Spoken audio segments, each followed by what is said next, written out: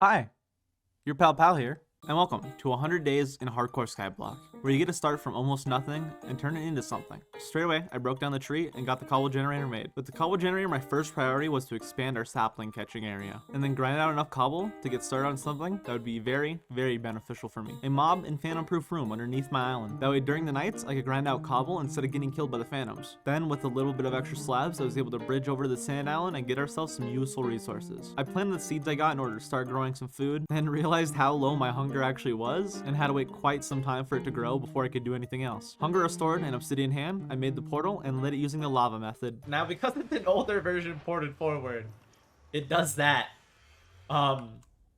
Which is not normal, if you can't tell. And was finally able to get my second water source, meaning we now have infinite water, and with it, a whole new world of possibilities. But before we start using the water, we should expand out our base to make sure we have enough room for everything we want to do. From the middle, I extended arms out all four sides in equal amount of blocks, making sure they were far enough out to comfortably have a spawner on every side if I wanted to. I decided to use one of the arms to plant more trees, so that I can start getting some of the wood I'm going to need later for things like fences, trapdoors, and signs. After finishing the last arm, I connected all of them, making it a circular design. Come on, bro, you call that a circle? I don't know how to make a circle in Minecraft, okay? Don't judge me. Regardless of my bad geometry skills, I got back to work on filling in the flat spherical object, which took quite a while because of two reasons. Reason one, phantoms. I couldn't work during the nights because of them, and with the only way I know to not deal with them is by either sleeping in a bed, which I need spiders for, or make my entire area phantom proof with cobble. That leads us to reason two.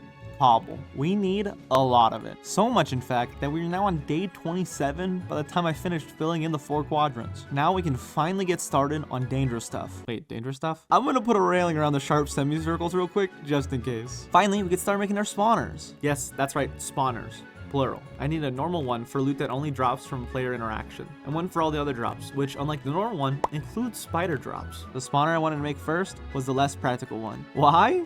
Because my brain works poorly. I mean, to be fair, can you blame me? It's day 31 and I haven't slept once. But quickly after starting, I ran out of cobble again. So I did what any Minecraft YouTuber would do. So I did some off-camera grinding.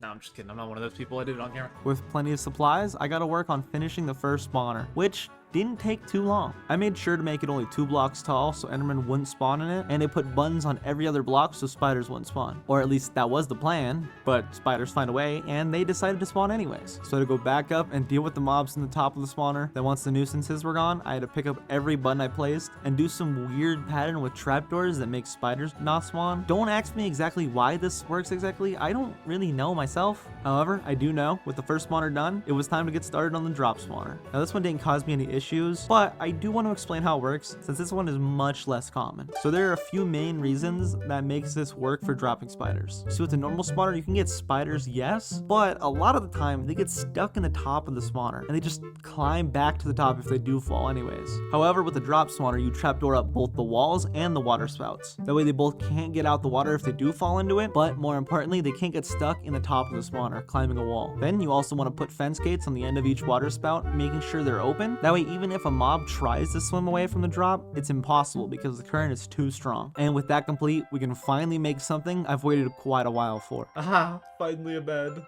Please don't spawn me in a wall or something.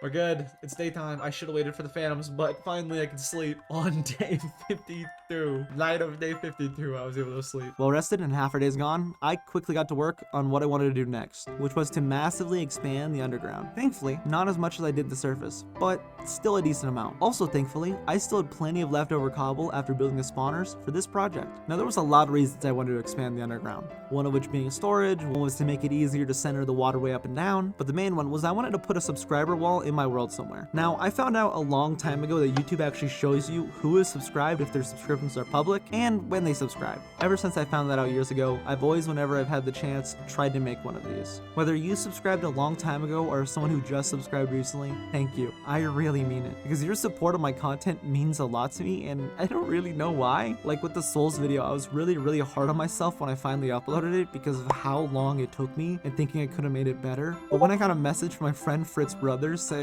it was a good video and the comments of people saying they liked it, I couldn't help but smile. And it shouldn't affect my mental state, but like, I get why content creation and seeing people enjoy what I make does. Sorry for talking for so long, but again, Thank you. Whether you subscribed from this video or years ago, thank you. Ew, gross, male emotion, I know. Let's get back to what really matters. Working on the base. The next big thing I wanted to do was actually something minor, and that's making our base more than just a plain stone sheet. So let's start designing our base with the only other main resource I have, oak wood. Similar to when I made the cobblestone circle, I expanded out the middle, this time though, adding crafting tables to the corners for looks. Then extended out the arms and connected all of them on the edges. With that done, I think our base looks quite a bit nicer, at least compared to before. So it's only fair that I do something practical that will make our place look worse, but will help me a bunch. However, before that, I need to go to the nether to set up the groundwork.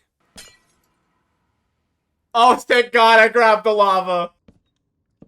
Now this should light the portal. Is that not going to count as lighting it? It's like touching it. I mean, we're going to try this again while I bring up my other account. Oh my God. Let's get this moving. Am I recording on this account?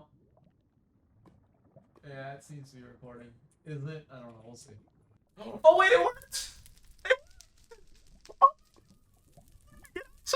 Okay, thank God, because I'm about to say if this didn't work, that's some bullshit. I was so scared there for like half a minute. Half a minute, dude. That was like 10 minutes. That was 10 minutes of unneeded stress. Why do this to me, Skyblock? I just want to enjoy my time here. I don't want unneeded stress for no reason. Like, hello? Portal scare aside, I got to work in making an area I can safely kill pigmen for gold. I need gold in order to make golden apples, and I think you can see where we're going with this. We're finally setting the groundworks to get villagers. In order to cure a zombie villager, you need them to be hit by a potion of weakness and to feed them a golden apple. But without blazes, I can't make splash potions of weakness.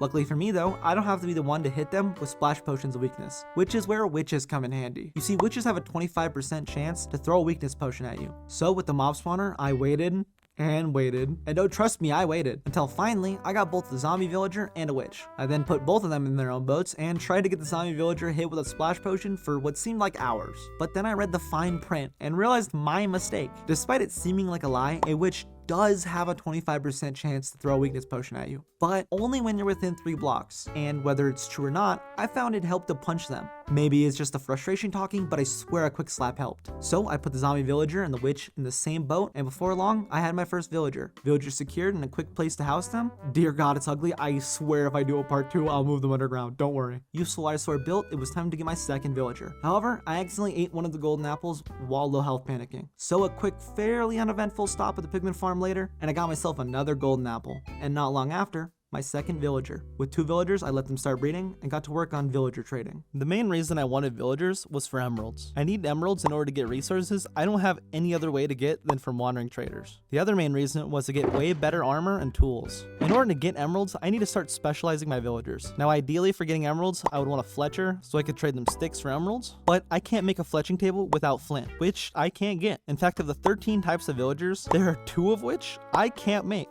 and 4 of which that would be very hard to make, which sucks because the 2 I can't make both have really good trades for emeralds, but I still have some options. There are 5 villager types left that I can make emeralds from, but realistically only 2 that I can actually make money from, and one that is going to be my main source of income. After making a fisherman and a farmer, I can now with my passive spider drops get an occasional emerald, and with the farmer I can start making a decent amount of emeralds. So I started the long grind of growing crops with bone meal and then trading them for as much emeralds as possible, while making sure to grab all the drop spawner drops for more bone meal and the occasional string trade. With the emeralds, I started to level up a weaponsmith in order to get better weapons. Then, not long after, decided to focus on trying to get a villager. I want a lot more than a weaponsmith. The armor is the villager that'll help me the most, preventing me from dying from stupid things, and also making me look good in the thumbnail. But the armor is also one of the most expensive villagers, at a whopping cost of 5 iron to make. Luckily for me though, I already have 4 of them, so I decided to kill mobs non-stop at my spawner until I got another ingot or get to day 95. Days of trying later, I got to day 95,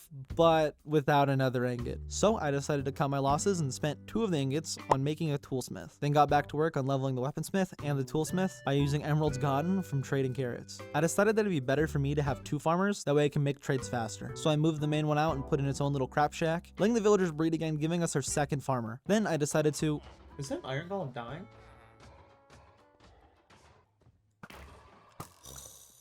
There we go.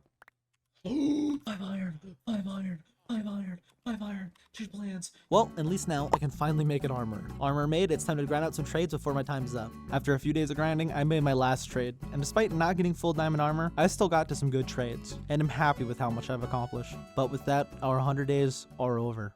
I just wanted to say that I had a lot of fun making this video, and I really hope you guys have enjoyed it as much as I have enjoyed making it, because I'll gladly come back and do all the way to day 250 if you guys want me to. But if you guys don't like this video, then this is probably going to be my last Minecraft video, and if that is the case, then I'm okay with it, because I gotta make one last Minecraft video I am proud of, not have it get ruined by others and scrapped, or have it be something I'm just not proud of.